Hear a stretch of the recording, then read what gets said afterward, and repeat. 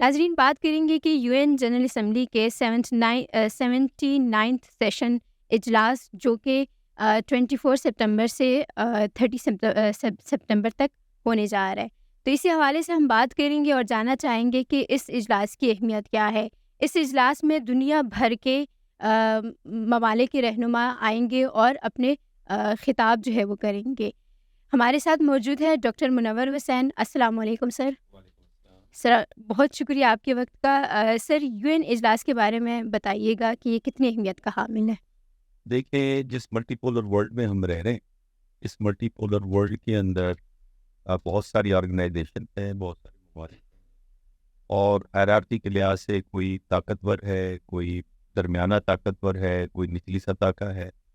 اس حساب سے جو یونائٹڈ نیشن ہے وہ ایک ایسا پلیٹ فارم ہے جہاں سب کو اکٹھا ہونا پڑتا ہے، جی، اپنی رائے کا اظہار کرتے ہیں، ایک دوسرے کے ساتھ انٹریکٹ کرتے ہیں، کمیونیکیٹ کرتے ہیں۔ ایک کمیونیکیشن کا ایک بہترین موقع ہے، دوست دشمن یا جن میں اختلافات ہیں وہ بھی۔ دوسرا یہ کہ لبرل ورلڈ آرڈر کے اندر جو ادارے ہیں وہ بڑے اہمیت کے حامل ہوتے ہیں، بکاز ان کی ازمپشن یہ ہے کہ اگر آپ کے پاس اچھے ادارے ہیں تو اچھے ادارے اچھا ماحول پیدا کریں گے، اور اچھے ماحول کے ذریعے سے آپ دنیا میں امن قائم رکھ سکیں گے۔ تو یونائٹڈ نیشن کا جو جنرل اسمبلی کا اجلاس ہے، وہ اجلاس اس لیے بھی اہم ہے کہ ایٹ لیسٹ فلاسافیکلی جو لبرل پیراڈائم ہے اس میں جو انسٹیٹیوشن کی جو سگنیفیکینس ہے وہ کھل کے سامنے آتی ہے۔ تیسرا ہم اس کو یوں بھی سمجھ لیں کہ یو این کی جو جنرل اسمبلی ہے وہ ڈیموکریٹک پرنسپلز پہ فیصلہ کرتی ہے، سیکورٹی کونسل کی طرح نہیں جس میں 5 پرماننٹ ممبر ہیں۔ یہاں پہ گو کہ ریزولوشن نان بائنڈنگ ہوتی ہے، لیکن جو بھی ریزولوشن پاس ہوتی ہے میجورٹی ووٹ پہ ہوتی ہے۔ لہٰذا جنرل اسمبلی میں کوئی بھی قرارداد پاس ہو جائے اور اس کا کوئی بعد میں مخالفت کرنا شروع کرے تو سمجھ جائیں کہ وہ ڈیموکریٹک نارمز کے خلاف جا رہا ہے۔ بالفرض اگر انہوں نے کہا کہ فلسطین کی ریاست کو تسلیم کریں، اگر ابھی ان کا ایک ریزولوشن پاس ہوئی جس کے اندر انہوں نے یہ بات کہی کہ جو غزہ کے اندر جنگ ہے وہ فوری بند ہو جانی چاہیے، اور اسرائیل جو آکوپائڈ لینڈ ہے چاہے وہ غزہ یا اوپر ویسٹ بینک کے اندر ہے اس کو خالی کرے، تو اس کی جو بھی مخالفت کرے گا اس کا مطلب یہ کہ ڈیموکریٹک پرنسپلز کے وہ مخالفت کرے گا۔ جو دیکھ رہے ہیں کہ 14 ممالک نے نفی میں ووٹ دیا، اور 41 یا 43 ایسے ممالک تھے جو ایبسٹین رہے، جس میں انڈیا بھی ہے۔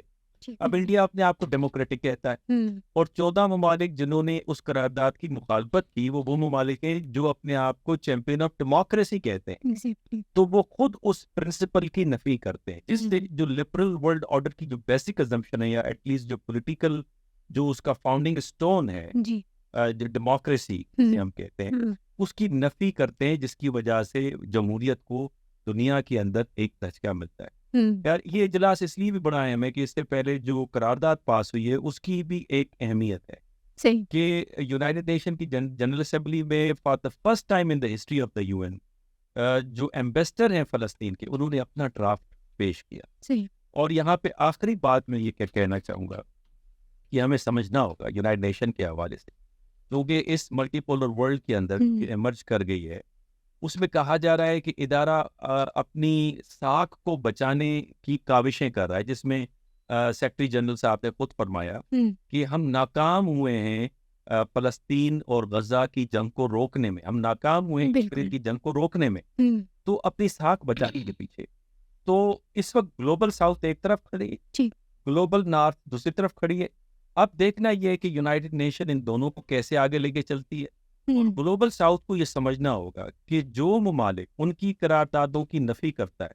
نبیلہ، جو آخری پوائنٹ میں یہاں پہ بتانا چاہ رہا ہوں کہ اگر آپ فلسطین کی ریزولوشن کو دیکھیں جو ابھی ریسنٹلی پاس ہوئی، اس ریزولوشن کے اندر 14 گلوبل نارتھ کے ممالک نے کو اس کے خلاف ووٹ دیا، اور 43 ایسے ممالک ہیں جو کہ ایبسٹین رہے ہیں، وہ نہ فلسطینیوں کے ساتھ کھڑے ہوئے اور نہ گلوبل نارتھ کے ساتھ، دوسرے لفظوں میں گلوبل نارتھ کا انہوں نے ساتھ دیا۔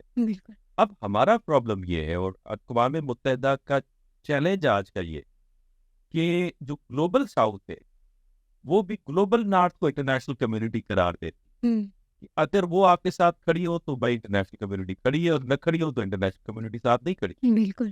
اب یونائٹڈ نیشن میں زیادہ فنڈنگ وہ کرتے ہیں، پیس کیپنگ فورسز میں وہ ان کی کنٹریبیوشن آتی ہے تو وہ اپنی قراردادوں پہ امپلیمنٹیشن کروا دیتے ہیں. جیسے ڈارفور کے مسئلے پہ ہو گیا, بوسنیا کے مسئلے پہ ہو گیا, ٹھیک ہے, ساؤتھ سودان کے مسئلے پہ ہو گیا, آپ کا افغانستان کے اوپر قرارداد لینی تھی تو فوراً الائڈ فورسز. بالکل.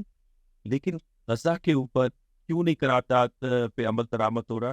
بیکاز پیس کیپنگ فورسز کون دے گا, اس پہ فنڈنگ کون دے گا؟ تو گلوبل ساؤتھ کو یہ چاہیے کہ اقوام متحدہ کے اسٹرکچر کو مضبوط کریں, فنڈنگ کر کے, اور پیس کیپنگ فورسز دے کر. اس کے ساتھ میں یہ کہوں گا کہ اقوام متحدہ کو بھی اپنی پالیسیز کو ریسٹرکچر کرنے کی ضرورت ہے, جس میں وہ یہ ڈیسائیڈ کریں کہ وہ ممالک جو ان کی قرارداد کی نفی کرتے ہیں یا عمل درآمد نہیں کرتے تو ان کو پینلائز کریں, کم از کم ڈپلومیٹیکلی, اکنامکلی, اور ان کی نیئر فیوچر میں جتنی بھی ریزولوشنس ہیں ان کو انٹرٹین نہ کریں, تاکہ ان کو احساس ہو کہ اقوام متحدہ کی قراردادوں کی نفی کی گئی ہے, جس میں انڈیا کشمیر کے اوپر ہے, اسرائیل فلسطین. یہ دونوں ایسی ایشوز ہیں جو آج تک اس پہ اقوام متحدہ نہ بولتی ہے نہ کچھ کرتی ہے. لیکن سر یہ بتائیے گا کہ کیا ملٹری پولر ورلڈ میں یونائٹڈ نیشن کی کوئی اس حوالے سے ریلیونس ہے؟ بالکل ریلیونس ہے. دیکھیں, جس طرح میں نے پہلے کہا کہ اس ملٹی پولر ورلڈ میں جہاں پہ کانفلکٹس اور کوآپریشن ساتھ ساتھ چل رہے, اور کانفلکٹ اس وقت ایسے چل رہے ہیں بلکہ وہ وار کے اندر کنورٹ ہو گئے, بیکاز کانفلکٹ مینیج نہیں ہوتا تو کرائسس جنریٹ ہوتا ہے, کرائسس مینیج نہیں ہو تو وار میں جنریٹ ہوتا ہے. اس وقت انٹرنیشنل جو آرڈر ہے وہ کرائسس میں سے گزر رہا ہے. بالکل. ایک تو ٹرانسفارمیشن سے گزر رہا ہے نا, یعنی یونی پولر ورلڈ سے ملٹی پولیرٹی کی طرف جا رہا ہے. نئے اکنامک آرڈر آ رہا ہے, سیکورٹی آرڈر نہیں آ رہا, پولیٹیکل آرڈر نہیں آ رہا, کم از کم اکنامک آرڈر آ رہا ہے جو برکس کے پلیٹ فارم سے آ رہا ہے.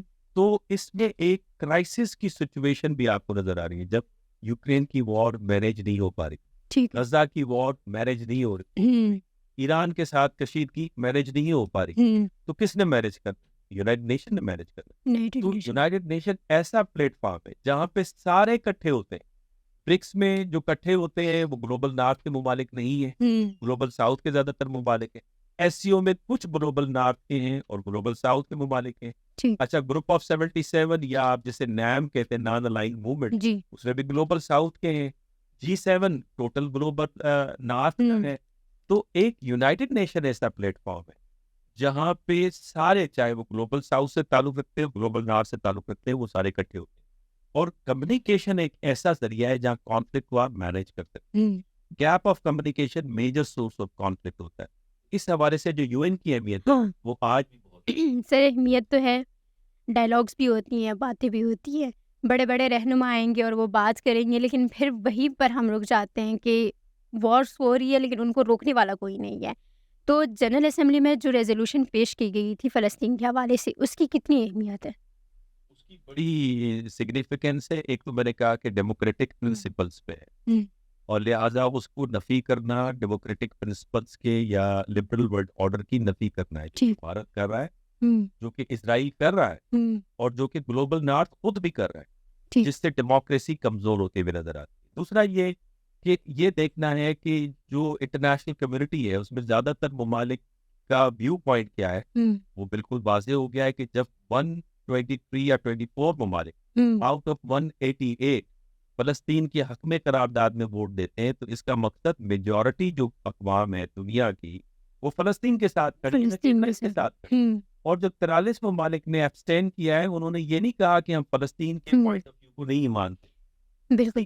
تیسری بات یہ, ہمیں یہ بھی سمجھنا چاہیے کہ یہ جو قرارداد ہے, یہ قرارداد اگر اس پہ عمل درآمد نہیں ہوتا تو جو ٹریڈیشنل اسٹانس ہے لبرل ورلڈ آرڈر کا یا گلوبل نارتھ کا, کہ دنیا کے اندر اگر امن نہیں ہوگا تو ان کے ممالک میں بھی امن نہیں ہوگا. اور لبرل ورلڈ آرڈر یا ڈیموکریسی ایک ایسا فلسفہ یا ایک ایسا پولیٹیکل سسٹم ہے جس سے پبلک اوپینین کی رسپیکٹ کرتے ہوئے آپ پیس کو مینٹین. اچھا سر, آپ نے کہا کہ اس میں اگر عمل درآمد نہیں کیا گیا تو پھر یہاں پہ یونائٹڈ نیشن میں کون سا ملک اس کا ذمہ دار ہے؟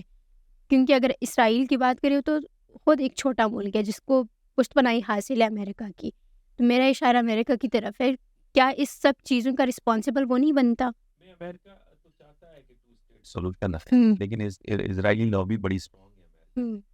تو پھر اگر عمل درآمد نہیں ہوتا جو کہ فلسطین اور کشمیر کے مسئلے پہ نہیں ہوتا, تو ذمہ دار کون ہے؟ وہ ہم ذمہ دار. وہ اس لیے ہم ذمہ دار ہے کہ جب گلوبل نارتھ فنڈنگ کرتا ہے اقوام متحدہ کی پیس کیپنگ فورسز میں ہتھیار اور بندے بھی وہی دیتا ہے، تو ان کی قرارداد جہاں پہ انہوں نے منظور کروانی ہے، امپلیمنٹ کروانی ہے، وہ کروائیں گے، جہاں نہیں کروانی نہیں کروا سکتے۔ یو این دیکھ رہا ہے کہ ریسورسز ملے، تو ریسورسز گلوبل ساؤتھ میں ایسے ممالک ہیں جو پاورفل ہے، جس میں آپ دیکھیں نا چائنا ہے، جس کے اندر برازیل کو بھی لے لیجیے، جس کے اندر ٹرکی کو بھی لے لیجیے، جس کے اندر سعودی عرب کو بھی لے لیجیے، جس کے اندر یو اے ای کو بھی لے لیجیے، مڈل رینج پاکستان میں موجود ہے، جس کے اندر ایجپٹ کو بھی آپ لے لیجیے، جس کے اندر آپ چائنا کو بھی لے لیجیے، رشیا کو بھی کسی حد تک آپ لے لیجیے۔ تو یہ ممالک ایسے ہیں جو کہ فنڈنگ بھی کر سکتے ہیں، ریسورسز بھی دے سکتے ہیں۔ دوسرا یہ کہ پچھلے سوال میں آپ کو ایک صرف کہتا جاؤں، دیکھیں وہ جو قرارداد آئی ہے نا، اس کی اہمیت اس لیے بھی اہم ہے کہ خود بھارت کا مثلاً چہرہ کھل کے سامنے آ گیا، کیونکہ بھارت اینٹائی کولونیل اسٹانس کے طور پہ کہتا تھا میں نان الائن موومنٹ کا لیڈر ہوں، اور وہ گاندھی کی اس اسٹیٹمنٹ کو لے کر دنیا میں گھومتے تھے کہ گاندھی کہتا تھا کہ بھائی وہ رولر آپ کا نہیں ہو سکتا جس کو آپ ایکسیپٹ نہ کریں، اور اسی وجہ سے برٹشرز کو رولر ایکسیپٹ نہیں کرتے تھے۔ ہاؤ کم جب کشمیری جو ہے آپ کو رولر تسلیم نہیں کرتے، آپ ان کے رولر کیسے ہیں؟ فلسطینی اسرائیل کو تسلیم نہیں کرتے تو اسرائیل رولر کس طرح سے؟ تو بنیادی طور پہ جو لبرل ورلڈ آرڈر کا کلیم ہے اور جو ہندوتوا کا بھارت کا جو ٹریڈیشنل نیہرویزم یا گاندھیزم کا جو کلیم ہے، اس پہ پانی پھرتے ہوئے نظر آ رہا ہے یا پس پش نظر آ رہا ہے۔ تو کم از کم اس قرارداد نے نان بائنڈنگ ہونے کے باوجود جو چہرے کے اوپر پردہ چڑھا ہوا تھا اسے چاک کر دیا۔ سر یہ بہت امپورٹنٹ پوائنٹ تھا آپ کا۔ اب میرا سوال جو میرے ذہن میں آ رہا ہے وہ یہ ہے کہ جنگ بندی کیوں نہیں ہو رہی؟ اگر فلسطین کے ساتھ اتنے ممالک کھڑے ہیں تو جنگ بندی کیا ایسی وجہ بنتی ہے، اور اسرائیل کیا چاہتا ہے، کیا پالیسی ہے اس کی؟ دیکھیں اسرائیل اس وقت میں کہوں گا ٹربل سچویشن میں، بیکاز اس کی جو انٹرنل باڈی پالیٹکس ہے اس میں طوفان پرپا ہے، سول وار ہونے کا خطرہ ہے۔ 7 اکتوبر سے پہلے بھی جو جوڈیشری کے جو رائٹس تھے یا پاورز تھے اس کو کرٹیل کرنے کی جو قرارداد تھی اس پہ طوفان پرپا تھا۔ اس کے بعد جنگ کے بعد پھر نارتھ سے 1 لاکھ بندہ جو سیٹلرز تھے، اور ساؤتھ سے غزہ میں حماس کے ساتھ جنگ کی وجہ سے 1 لاکھ بندہ دربدر ہے، وہ الگ ناراض ہیں۔ ہاسٹیجز جو ہیں ان کی جو رشتہ دار ہیں الگ شور مچا رہے ہیں۔ اس کے علاوہ اسرائیل کا جو ایک امیج تھا پوری دنیا میں پازیٹیو کہ اسرائیل کے اوپر یہودیوں کے اوپر ظلم و ستم ہوا تھا ہٹلر کی فائنل سولوشن کی وجہ سے، بالکل لہٰذا ان کو سپورٹ کرنی چاہیے، وہ سپورٹ ٹوٹتے ہوئے نظر آ رہی ہے کہ یہ تو وہی ظلم خود فلسطینیوں پہ کیے بیٹھے۔ اس کے علاوہ اگر آپ دیکھیں تو جو اندر اسرائیل کے لوگوں کو یہ یقین تھا کہ وہ سیکیور ہے آئرن ڈوم سسٹم کی وجہ سے، ڈیوڈ سسٹم کی وجہ سے، وہ جو ان کی انوینسیبلٹی کا جو کانسیپٹ تھا وہ ڈیمیج ہو گیا، اور یہی وجہ ہے کہ مور دین 1 ملین لوگ اسرائیل چھوڑ کے دوبارہ یورپین ممالک کے اندر سیٹل ڈاؤن ہو رہے ہیں۔ اور پھر last but not the least جہاں سے ان کو سپورٹ آ رہی ہے مغرب، وہاں کا جو یوتھ ہے وہ اسرائیل سے اب بدظن ہو گیا ہے اور ان کے نیریٹو کو بائی کرنے کے لیے تیار نہیں ہے۔ تو انٹرنل باڈی پالیٹکس اور ایکسٹرنلی اسرائیل اس پوزیشن میں نہیں، اور پھر ملیٹریلی اسرائیل کا جو گولانی جو بریگیڈ ہے وہ 45% ڈسٹرائے ہو چکا ہے۔ پھر اسرائیل نے ریسنٹلی جو لبنان میں پیجر کے ایکسپلوژنز کیے، آپ اندازہ کریں کہ اسرائیل نے سالانہ $1 ٹریلین جو کمیونیکیشن کے اندر ویسٹ کماتا تھا، جس کو لیڈ امریکہ کرتا تھا، آئی فون، اس نے اس کا ٹرسٹ اروڈ کر دیا۔ اب لوگ آئی فون نہیں خریدیں گے اور چائنا کے اوپر ٹرسٹ کریں گے، بیکاز ان کی کمپنیز کے پیجرز ہو یا موبائلز ہو ٹرسٹ بڑھتی نہیں ہے، اس میں کوئی بھی ایکسپلوژن فٹ ان کر سکتا ہے۔ بنیادی طور پہ اسرائیل نے اکنامیکلی بھی اپنے آپ کو نقصان پہنچایا، ملٹریلی بھی نقصان پہنچایا، امیج وائز بھی نقصان پہنچا دیا۔ تو اس وقت ٹربل سچویشن میں اس میں سے نکلنے کا ایک ہی راستہ ہے اسرائیل کہ وہ جنگ روک دیں، ایسکلیٹ کرے، وار کو ایسکلیٹ کرے۔ اور اسی لیے آپ دیکھتے ہیں کبھی اسماعیل ہانیہ پہ حملہ ہوتا ہے، بالکل کبھی لیبنان پہ حملہ ہوتا ہے، ایسکلیٹ ہوگا۔ سر یہاں پہ اسرائیل ایک خطے کے لوگوں کے ساتھ نہیں بلکہ دیگر ممالک کے ساتھ بھی اکار ہے، جیسے ایران کے ساتھ۔ تو یونائٹڈ نیشن میں ان چیزوں کو مد نظر میں رکھا جائے گا، یعنی اسرائیل پہ نظر رکھیں۔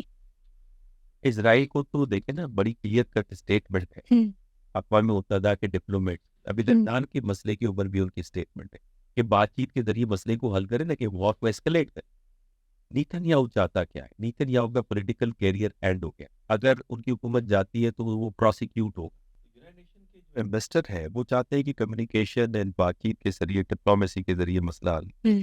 لیکن اسرائیل اس کو اسکلیٹ ایسکلیٹ اس لیے کرنا چاہتا ہے. وہ چاہتا ہے کہ امریکہ آئے, انٹروین کرے, اس وار میں حصہ لے, اور امریکن ملٹری مائٹ کے ذریعے سے سب کو شکست دی جا سکے, کیونکہ اسرائیل اس وقت شکست کھا چکا ہے. اور جب وار کی ڈسٹ سیٹل ڈاؤن ہوگی تو آپ بڑا فریگمنٹیڈ, ویک اور ڈیوائیڈڈ قسم کا اسرائیل دیکھیں گے, بیکاز اسرائیلیوں کی ٹرسٹ خود اسرائیل کی ریاست پر اور اس کی پولیٹیکل سسٹم پہ ختم ہوگی. تو ایک طرف پولیٹیکل پارٹی, ایک طرف اسرائیلی, اور ایک طرف سے جوز آؤٹ آف اسرائیل بیٹھے ہیں. وہ اسرائیل کا جو پرانا تاثر تھا, جہاں پہ وہ وارز ون کرتا تھا 48, 65, 73 کے اندر, وہ امیج ایروڈ ہو گیا ہے. اور اب اسرائیل کی جو پالیسی آف ایتھنک کلینزنگ ہے, بیکاز اسرائیل کے پاس 4 آپشن, ڈیموکریٹک ریاست بنے, وہ کر نہیں سکتا, بیکاز 7.3 ملین فلسطینین ہیں, 7.3 ملین یہودی ہیں, فلسطینین کا برتھ ریٹ زیادہ ہے, تو کل ڈیموکریسی کے تھرو وہ پاور میں آ سکتا ہے. دوسرا یہ 2 اسٹیٹ سولوشن جو دنیا میں اس وقت مشہور ہے, اور اسرائیل اس کو نہیں چاہتے, بیکاز جو گریٹر اسرائیل کا خواب ہے پھر پورا نہیں ہوگا 2 ریاستی حل کے نتیجے میں. یہی وجہ ہے کہ 68 ووٹ سے اسرائیلی پارلیمنٹ نے اسے رد کر دیا. تیسرا آپشن ہے اپرٹائٹ اسٹیٹ ہو, اور وہ اسرائیل ہے جو ساؤتھ افریقہ نے ICG کے اندر رپورٹ داخل کی, اس میں اس نے ڈکلیئر کیا, ICJ نے اس کو تسلیم بھی کیا, لیکن اسرائیل یہ لیبل ایکسیپٹ نہیں کرنا چاہتا, اس لیے کہ اس سے دنیا میں منفی تاثر ابھرے گا.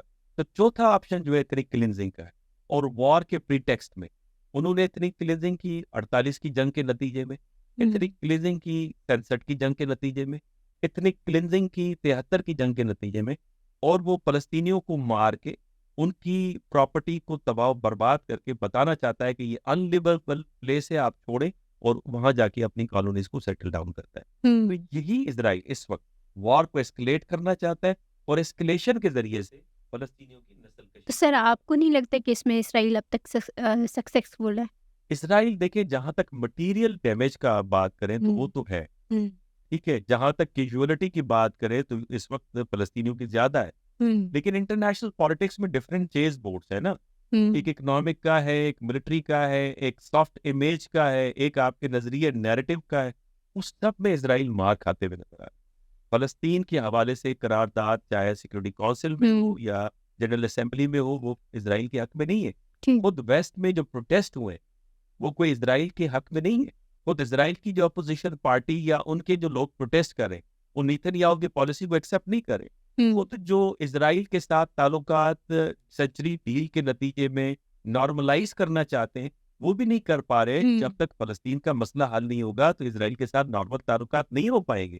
لہٰذا اسرائیل ایک بند گلی میں آ گیا, اور اب وار کو روکنا جو اس کے اہداف تھے کہ ہم مکمل طور پہ حماس کو ختم کر دیں گے, نہیں کر پایا. جس طرح 2006 میں کہا کہ حزب اللہ کو بالکل ختم کر دیں گے, اور شکست کھائی تھی اور انہوں نے تسلیم کیا تھا.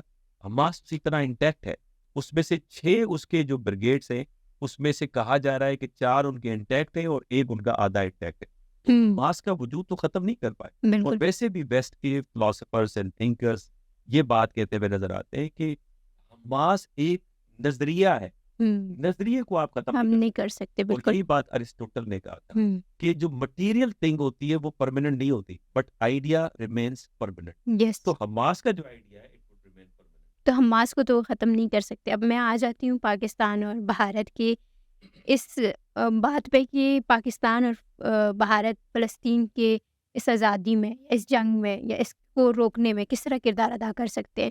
کیونکہ بھارت کی اگر بات کریں تو وہ تو کشمیر پر قبضہ کر کے اور جو ظلم جبر وہ کر رہے وہ آلریڈی ایک مثال موجود ہے. پھر ایران کا رول بڑا امپورٹنٹ ہو جاتا ہے کہ وہ بھارت کے ساتھ بڑا ایک بزنس ہے ان کا. تو یہ ساری چیزیں آپ کو نہیں لگتا کہ بہت کریٹیکل ہے, اور فلسطینی بھی ایک طریقے سے اب ان کو بھی ان مشکلات سے نکلنا ناممکن ہے؟ نہیں, فلسطینی تو مشکلات سے نکلیں گے, ہر مشکل کے بعد ایک آسانی ہے. بالکل, یہ دنیا کے حساب سے بھی تجربات یہی ہے, اور ریلیجس بلیف بھی یہی ہے, قرآن بھی یہی بات کہتا ہے. اب آ جاتے ہیں پہلے بھارت کے اوپر. بھارت کا جو ٹریڈیشنل اسٹانس تھا گاندھی ازم کی وجہ سے, نہروینزم کی وجہ سے, وہ فلسطین کی اسٹانس کو ایکسیپٹ کرتے تھے, تسلیم کرتے تھے. اور آپ کو یاد ہوگا یاسر عرفات کہتے تھے میرا دوسرا گھر بھارت. لیکن جو نہرو جو اس وقت نریندرا مودی صاحب پاور میں آئے تو وہ ہندوتوا کے فلسفے کو لے کے جب آگے پڑھے تو اس میں آپ نے دیکھا ہوگا کہ مسلمانوں کو ڈیمونائز کر رہے ہیں with in India, in Kashmir and in Middle East, especially in the case of فلسطین. اور وہ ڈیمونائز یہاں تک کر رہے ہیں کہ وہ فقط یہ کہ فلسطین کے حوالے سے جو پرانا اسٹانس تھا، جو نام کے پلیٹ فارم یا گلوبل ساؤتھ کے پلیٹ فارم میں کہتے تھے کہ جو ان کے مسئلے ہیں گلوبل ساؤتھ کے، وہ انڈیا ٹیکل کرے گا being leader of the global south, اس سے نہ فقط اس نے روگردانی کی ہے بلکہ اکنامیکلی سپورٹ کر رہا ہے نریندرا اپنا نیتنیاہو کو، اور اپنے یہاں تک کہ انڈینس فوجی اور نان ملٹری لوگ بھیجے تاکہ ٹرینڈ ہو کر اسرائیل کی بیاہ پر فلسطینیوں کے خلاف لڑیں، جس کی بہت ساری ایویڈنسز آ گئی۔ اور پھر انٹرنیشنل فورمز کے اوپر آپ دیکھتی ہیں کہ وہ اسرائیل کے ساتھ ایک قسم کی سپورٹ کرتا ہے، جب فلسطین کے حق میں وہ ووٹ نہیں دیتا۔ اب انڈیا کہتا ہے کہ میں برکس کا بڑا امپورٹنٹ کنٹری، میرے رائے کے بغیر کوئی بھی اس کا ممبر یا فیصلہ نہیں ہو سکتا کنسنسس کے بغیر۔ اب برکس کے سارے ممالک فلسطین کو سپورٹ کر رہے، واحد انڈیا ہے جو فلسطین کے خلاف گیا ہے ووٹ سے ایبسٹین ہو کر۔ تو لہٰذا بھارت کا جو پرانا نہرویزم گاندھیزم کا جو نظریہ تھا انہوں نے پس پش ڈال دیا، اور ہندوتوا جس کو میں لیٹسٹ فارم جس کی مدتوا کہتا ہوں وہ لے کر آگے جا رہے ہیں، جس کے نتیجے میں بھارت کا تاثر بھی دنیا میں خراب ہوا ہے۔ نمبر 1، بھارت کی انٹرنل پالیٹکس کے اندر بھی رفٹ اور انکوہیسونیس نظر آتی ہے، اور بھارت کے پڑوس کے اندر بھی بھارت تنہا ہو کے رہ گیا ہے، جس کی مثال ریسنٹلی بنگلہ دیش کے حالات ہیں، جہاں وہ پاکستان کے ساتھ ڈیفینس ڈیل کی باتیں کر رہے ہیں تاکہ بھارت کو کنٹین کیا جائے۔ تو بھارت کی جو پوزیشن ہے تو وہ تو واضح ہو گئی۔ اب آ جاتے ہیں پاکستان کی پوزیشن۔ بھارت کی ایک پوزیشن دیکھیں، بھارت کی ایک جملہ اور کہہ دوں کہ بھارت اس وقت دنیا کی ان طاقتوں کے ساتھ کھڑا ہے جو کہ ان ہیومن اور انلیگل اور جسے ہم کہتے ہیں کہ ظالمانہ اور بربریت پر مبنی جو پالیسی ہے اس کا ساتھ دیے کھڑا ہے، چاہے وہ نیتنیاہو کے ساتھ کھڑا ہوتا ہے، بیکاز نریندر مودی کہتا ہے کہ یہ میرا دوست ہے and he is my close friend, اور جب بھی جا کے لگاتا ہے تو بھارت کا جو چہرہ ہے وہ مسک ہوا ہے۔ جہاں تک پاکستان کا معاملہ ہے، پاکستان کے انٹرنل پرابلمس ہیں، سیاسی مسائل، معاشی مسائل بھی ہیں، خطے میں اور پڑوس میں شاید کچھ ممالک کے ساتھ چھوٹے موٹے ہمارے مسئلے بھی ہیں انڈیا کو چھوڑ کے، لیکن اس کے باوجود پاکستان نے ہمیشہ رائٹ آف سیلف ڈٹرمنیشن، ہمیشہ پیس کی بات کی ہے، ہمیشہ ملٹی لیٹرل فورم کو اسٹرانگ بنانے کی بات کی ہے، اور پاکستان نے پیس کیپنگ مشنز میں ہمیشہ اچھی کنٹریبیوشن کی۔ آج بھی پاکستان کہتا ہے کہ جہاں بھی رائٹ آف سیلف ڈٹرمنیشن آزادی کا معاملہ ہے تو پاکستان اپنے آپ کو سر فہرست رکھے گا۔ الجزائر کی موومنٹ ہو، ساؤتھ افریقہ کی اپرٹائیڈ موومنٹ کے خلاف معاملہ ہو، یا فلسطین کی آزادی کا یا ریاست کا معاملہ ہو، اور یا کشمیر کا معاملہ ہو، تو پاکستان ہمیشہ سر فہرست کھڑے ہوئے نظر آتا ہے۔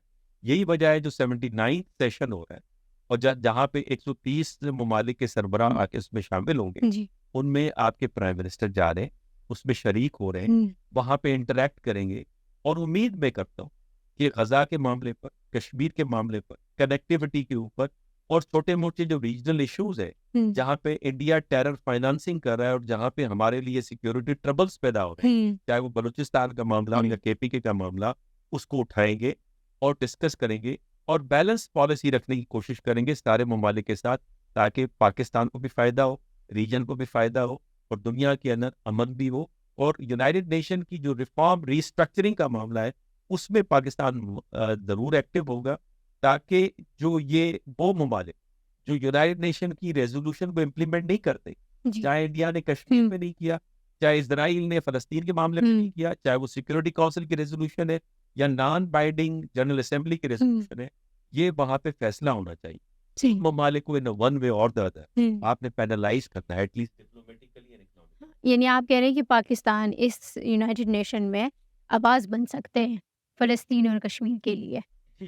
جو ممالک بالکل 130 ممالک اس اجلاس میں شرکت کریں گے اور یہ آواز بن سکتے ہیں، اور امید کرتے ہیں کہ آنے والے وقت میں جو ہے یہ مسائل یا یہ جنگ بندی ہو جائے۔ پوڈ کاسٹ آپ نے دیکھا، دیکھنے کا بے حد شکریہ۔